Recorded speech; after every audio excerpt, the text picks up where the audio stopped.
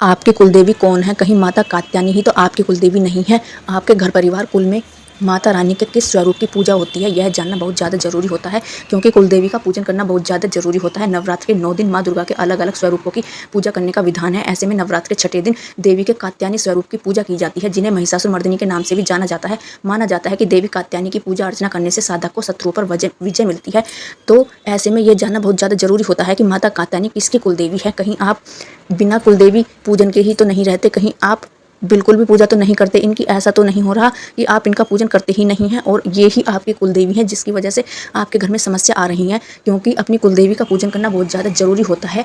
ऋषि कात्यायन, महर्षि कात्यायन के घर माता कात्यायनी अवतरित हुई थी, इसलिए इन्हें कात्यायनी माता कहा जाता है। शक्ति के अंतिम स्वरूपों में से एक है ये माता कात्यायनी। देवी दुर्गा के 9 रूपों में छठा स्वरूप होता है माता कात्यायनी का, जो शक्ति, साहस और बाधाओं पर विजय का प्रतीक माने जाती हैं।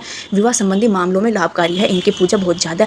यदि आप कुंवारी हैं, अविवाहित हैं, तो आपको इन माता की पूजा जरूर करनी चाहिए, या फिर आपका विवाह हो चुका है तो आपको इन माता का पूजन जरूर करना चाहिए, क्योंकि विवाह संबंधी जितनी भी परेशानी होती हैं वो इन माता के पूजन करने से सभी दूर होती हैं। ब्रजमंडल की अधिशास्त्री देवी है माता कात्यायनी, क्योंकि भगवान श्री कृष्ण ने कंस का वध करने से पहले माता कात्यायनी का पूजन किया था, जिससे उन्हें कंस का वध करने में सफलता मिली थी। मंगल दोष के प्रभाव को समाप्त करने और प्रेम जीवन बेहतर बनाने के लिए भी माता कात्यायनी का मंत्र जाप किया जाता है। विवाह की इच्छा रखने वालों को मनोवांछित वर या वधु पाने के लिए भी इनकी पूजा की जाती है। माता कात्यायनी को शहद का भोग लगाया जाता है। यदि आप नवरात्र के छठे दिन माता कात्यायनी को शहद का भोग लगाते हैं तो इससे माता रानी बेहद जल्द आपसे प्रसन्न होती हैं।